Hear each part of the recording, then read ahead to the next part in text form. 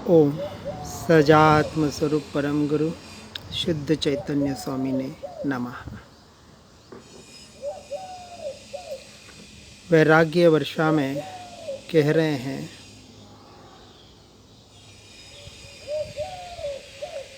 कि शरीर का पिंजरा तो छुट्टी मांग लेगा, परंतु यह चैतन्य तत्व भगवान आत्मा जो चैतन्य का घनपिंड है वह कभी छुट्टी पे नहीं जाता। इसलिए निरंतर निरंतर यही अभ्यास, यही चिंतन, यही मनन चलता रहे। अप्रयोगात्मक, मात्र पढ़ने सुनने तक सीमित न रखें। वेद ज्ञान द्वारा तीक्ष्णता पूर्वक विदीर्ण करके उग्र पुरुषार्थ द्वारा पर द्रव्यों को तो भिन्न जानना मानना ही है, पर रागादि जो भाव आत्मा से हो रहे हैं उन्हें भी आत्मा से अत्यंत भिन्न जानना, मानना, श्रद्धान करना और इसका ही अभ्यास करना। मेरे जागृत चैतन्य स्वरूप में राग का अंश मात्र भी नहीं है और राग में चैतन्य का प्रकाश कभी जाता ही नहीं है, होता ही नहीं है। मेरा चैतन्य का प्रकाश मुझसे मेरे लिए है, अन्य के लिए नहीं। राग न तो चैतन्य द्रव्य का है, न ही गुण का या जड़ का है। उसकी तो त्रिशंकु जैसी दशा है। वह तो अद्धर का क्षणिक भाव है, उसकी जड़ें कोई गहरी नहीं है।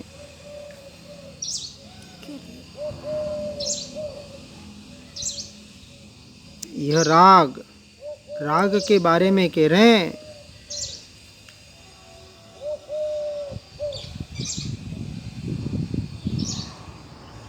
राग न गुण का है, न जड़ का है और न चैतन्य का है। ऐसे उसकी त्रिशंकु जैसी दशा है। इसलिए अधर में लटकता हुआ यह क्षणिक भाव मात्र है।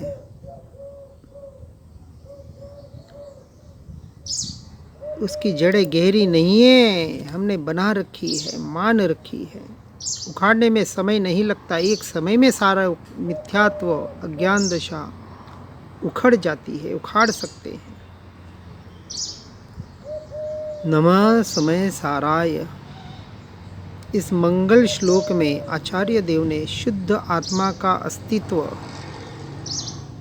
उसका ज्ञान गुण, उसकी स्वानुभूति रूप निर्मल दशा और केवल ज्ञान का सामर्थ्य, यह सब बतला दिया है।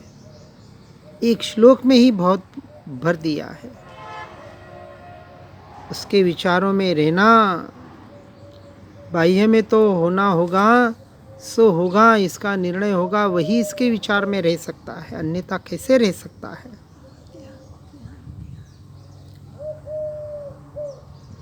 देखो ना संसार की दशा। कोई जीव अचानक चला जाता है, इसकी मृत्यु हो जाती है। अचानक लगता है, आश्चर्य लगता है, अरे भैया अचानक इस संसार में कुछ नहीं होता, सब कुछ क्रमबद्ध पर्याय है, तत्समय की योग्यता से ही होता है। एक क्षण, एक समय भी आगे पीछे नहीं होता। इसे जिसका टंकोत्कीर्ण निर्णय नहीं, श्रद्धा नहीं, उसे ही तो आश्चर्य होता है, अरे ऐसा हो गया।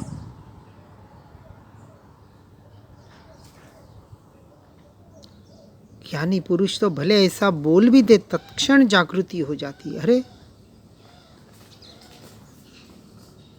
इसलिए निरंतर जागृत रहना यही धर्म है। समय सार जी में कहते हैं कि घोर प्रचंड कर्म उदय में आने पर भी धर्मी जीव अपने स्वरूप में से च्युत नहीं होते हैं। परिशह तो छोड़ें, परीक्षा में तो भेद विज्ञान स्वरूप का की जागृति बनी रहती है, लेकिन उपसर्ग और कैसे घोर उपसर्ग भी आ जाए, प्रचंड कर्म ऐसे विपरीत उदय में आ जाए। महापुरुषों के कितने उदाहरण हमारे सामने हैं, सिर्फ हम सुन पढ़ रहे हैं। गज सुकुमाल मुनि का, अन्यों का, प्रसन्न चंद्र ऋषि का सिर्फ नाम लेते हैं, सुनते हैं, पढ़ते हैं, उनकी महिमा आती है, लेकिन जिनकी महिमा से उनके परिशव उपसर्ग सहन हो रहे हैं, उस तत्व की, उस स्वरूप की, उस स्वभाव की, अपने स्वयं की महिमा नहीं आ रही है। सातवें नरक की वेदना सहते हुए भी सम्यक धर्मात्मा निज स्वरूप की श्रद्धा को नहीं छोड़ता। यह सातवें नरक में भी सम्यक दर्शन है। सातवें नरक हाँ, होता है। जीवों को चारों गति में बताया। अभी श्रेणिक महाराजा प्रत्यक्ष उदाहरण पहले नरक में है। सातवें नरक में भी स्पष्ट लिख रहे हैं यहाँ कि सम्यक धर्मात्मा निज स्वरूप की श्रद्धा को नहीं छोड़ते। मैं ज्ञान मात्र हूँ, ऐसी श्रद्धा से ज्ञानी वज्रपात होने पर भी डिगते नहीं हैं। अरे यह तो क्या प्रतिकूलता है। आज कितनी प्रतिकूलता है। थोड़े मच्छर आ जाते हैं तो घबरा जाते हैं, थोड़ी गर्मी सर्दी हो जाती है तो घबरा जाते हैं,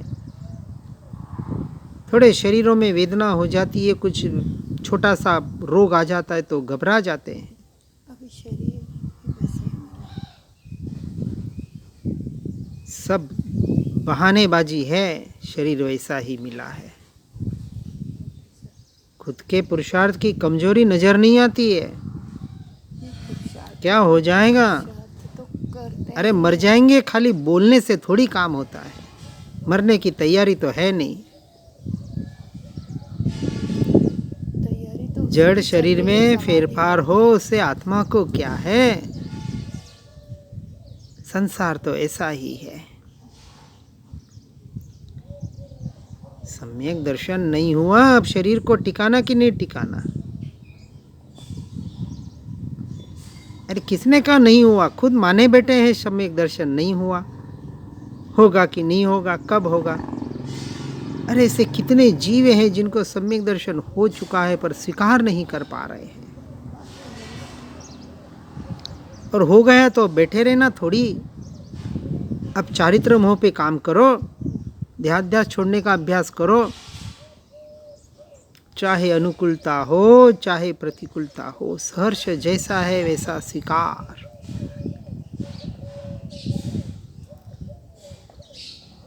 किसी का शरीर जीर्ण होने पर भी दीर्घकाल टिकता है, और किसी का शरीर हुष्ट पुष्ट दिखने पर भी क्षण में नष्ट हो जाता है। सामने देख रहे हैं हम, नजर आ रहा है, फिर भी अपने पर नहीं ले पा रहे हैं, अपने आचरण में, अपने जीवन में नहीं उतार पा रहे हैं। इस शरीर का क्या भरोसा। अरे ज्ञानी पुरुषों को, महापुरुषों को तो अब इस शरीर से बड़ा काम लेना है। इस मन वचन काया से भेद ज्ञान करके ये जो मिला, इसके पोषण में नहीं, अब उस मृत्यु महोत्सव की ओर बढ़ना है। उस देहात्म बुद्धि को तोड़ते तोड़ते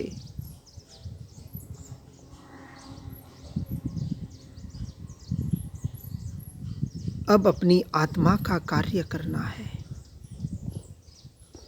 इसके लिए तो ये मनुष्य देह मिली है, भेद विज्ञान के द्वारा स्वरूप प्रमाणता के लिए, इस शरीर के पोषण के लिए नहीं।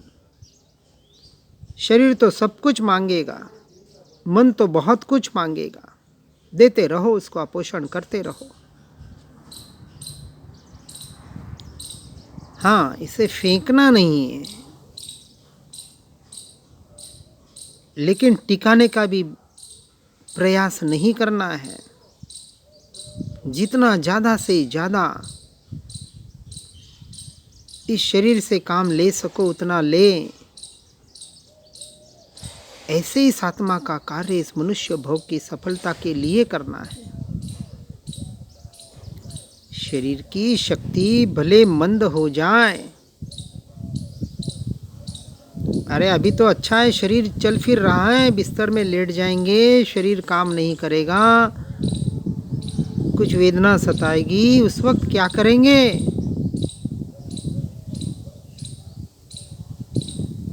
इसलिए निरंतर अपनी आत्मा के भाव को तेज रखने के लिए आज से अभ्यास करना है। आत्मा का स्वभाव स्वसहायक है, संयमी अपने लिए शरणभूत है, अन्यत्र कहीं कोई शरण नहीं है। लेकिन हम स्वयं से स्वयं का शरणा नहीं ले पा रहे हैं। अभी भी हमें शरीर के शरण की जरूरत पड़ रही है। क्यों भी इस मन वचन काया के शरणों में पड़ा हुआ है? यदि मैं स्वयं से स्वयं में रहने के लिए सक्षम हूं,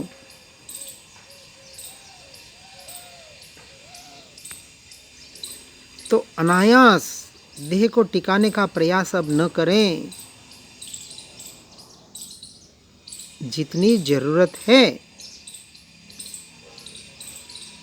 वह भी योग्य तरीके से, किसी भी प्रकार से नहीं।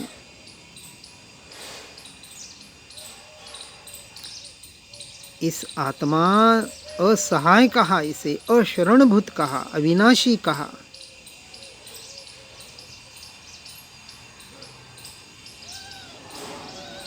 अनुकूलता होती है तब सारे अच्छे विचार बहुत अच्छी तरह से आ जाते हैं। प्रतिकूलता में तो परीक्षा है। आत्मा के अतिरिक्त अन्यत्र कहीं दृष्टि डालने पर कोई शरणभूत हो ऐसा नहीं है। सिर्फ पढ़ सुन रहे हैं और वापस पर के शरणों में चले जाते हैं। चैतन्य स्वभाव की ओर दृष्टि करके उसकी ही शरण लेना। बाहर कितनी भी अनुकूलता हो, अरे अनुकूलता के काल में ही तो प्रतिकूलता को स्वीकार करना है। हम तो प्रतिकूलता में ज़्यादा से ज़्यादा कितनी अनुकूलता मिले उसका प्रयास कर रहे हैं।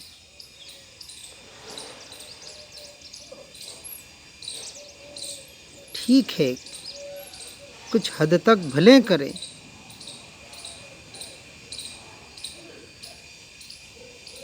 लेकिन मच्छरदानी लगा दी, जहाँ मच्छर नहीं है, एक दो चार मच्छर आ जाते तो बेचैनी हो जाती है।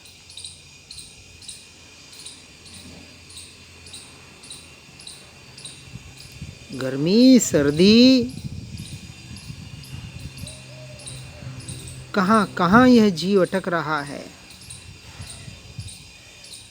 देहाध्यास को छोड़ने का अब जहाँ तीव्र पुरुषार्थ करना है, उस पुरुषार्थ को कमजोर कर देता है।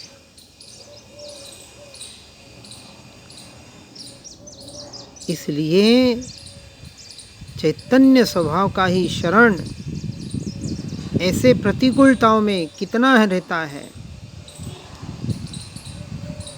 निरंतर स्व शरण ही वास्तविक सहायक है, अन्य कोई सहायकारी नहीं है। सच्ची शरण तो अपने स्वयं की ही शरण है। फिर भी जीव इन शरीर के शरणों में पड़ा हुआ है, मन वचन काया के शरण में पड़ा हुआ है, और वहाँ से छूटता है तो देवगुरु शास्त्र के शरण में पड़ा रहता है।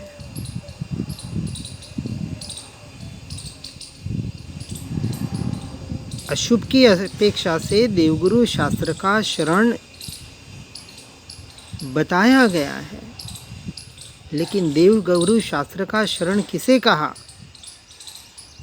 जो स्वयं की शरण नहीं ले पाता है उसे सच्चे देवगुरु शास्त्र का शरणा भी उसे स्वीकार नहीं है। स्वयं के स्वरूप और स्वभाव के शरण के अलावा दूसरा कौन शरण होगा? हो ही नहीं सकता। शरीर के रजकण बदलने लगे, वहाँ सगे संबंधी तो पास खड़े खड़े देखते रह जाएंगे, कुछ नहीं कर सकते। नेपोलियन ने सिर्फ 24 घंटे मांगे वैद्य के पास, कोई किसी को दे ही नहीं सकता। परमात्मा के माता सामने फोड़ दें तो भी नहीं दे सकते। कर्म उदय में आता है तब कोई कुछ नहीं कर सकता। हाँ, स्वयं स्वयं में स्थिर जरूर रह सकता है। अपने स्वरूप में आने के लिए बाहर से किसी की ताकत नहीं है कि कोई रोक दे।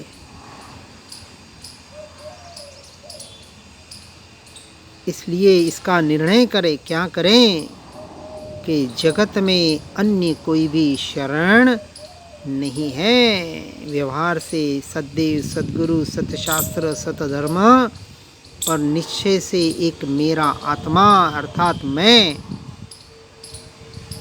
स्वयं ही स्वयं का शरणा, ऐसे चैतन्य का ध्यान रखना, निरंतर रखना। चैतन्य का चिंतन ही उद्धार का एकमात्र मार्ग है और कोई मार्ग नहीं है। अन्य किसी मार्ग से उद्धार नहीं है इस जीव का। मोक्ष का अन्य कोई मार्ग हमें तो नजर नहीं आता, ऐसे महापुरुष पुकार पुकार कर कह रहे हैं। कब इसका स्वीकार होगा? कब इसका यथार्थ थंकोत्कीर्ण निर्णय होगा? अब तो निर्णय करने का समय आया है। अब आगे बढ़ने का निरंतर समय है।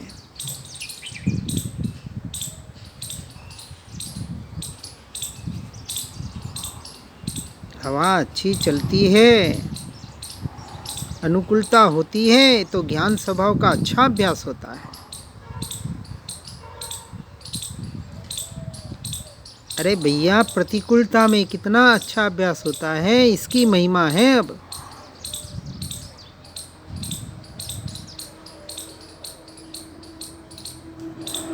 इसलिए अब आगे जिसे बढ़ना है उसके लिए यह बात है। नहीं तो ठीक है भैया, जहाँ हो वहाँ से नीचे तो मत आना।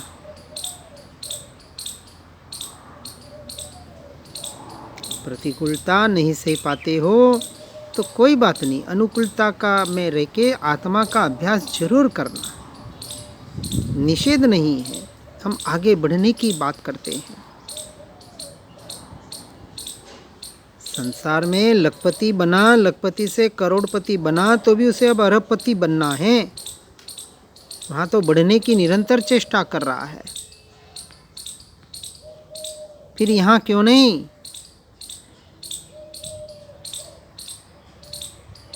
वहाँ 50,000 के 5 लाख कैसे हो जाए इसकी चिंता है,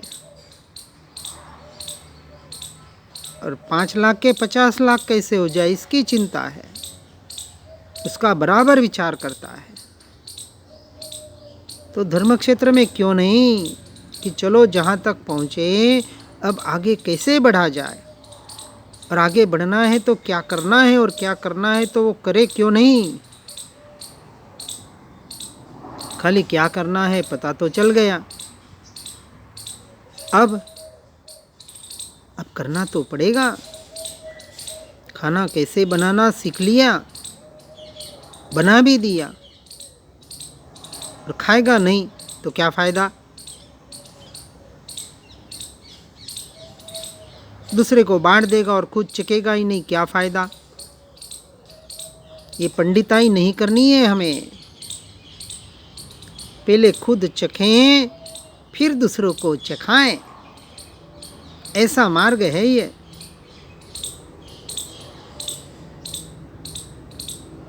देखे होटल पे जाए तब चाय वालों के पास जाए, वो चखता है पहले, कहीं कमी तो नहीं रह गई, फिर दूसरों को देता है। बिना चखे दे और माल खराब हो तो दुकान बंद हो जाए। वैसे ही यहाँ है भैया, बिना चखे दोगे तो ये तुम्हारी मोक्ष रूपी दुकान बंद हो जाएगी, खुद आगे नहीं बढ़ पाओगे, पर और पर में ही अटके रह जाओगे। स्व का काम कब करोगे? पहले स्व को काम करना है, फिर दूसरों को चखाना है, फिर दूसरों को खिलाना है। आज बिना चखकर खिलाने वालों की लाइन लग रही है, दूसरों को खिलाने में लगे हैं। खुद का पता नहीं है, खुद भूखे रह रहे हैं। संसार में ऐसे जीवों को तो मूर्ख कहेंगे, पागल कहेंगे। हम कहाँ हैं इसका विचार करें, और विचार करके निरंतर आगे बढ़ने का प्रयास और पुरुषार्थ करें, इसी भावना के साथ। ओम नमः सिद्धम। निरंतर यह जागृति बनी रहे कि जानने वाला ही जानने में आ रहा है। आ रहा है कि नहीं आ रहा है, स्वीकार करे। हाँ, जानने वाला ही जानने में आ रहा है। मैं मुझ में ही हूँ, मैं मुझ में ही हूँ। बस निरंतर यही जीनवाणी माता पुकार पुकार कर के रही है। अब उसे अंतर में उतारें और कहें, हे जीनवाणी माता, माँ मुझे ज्ञान रमण जिन भायो, माँ मुझे ज्ञान रमण निज भायो, भायो रे भायो, ज्ञान रमण जिन भायो, भायो रे भायो, ज्ञान रमण निज भायो। ओम।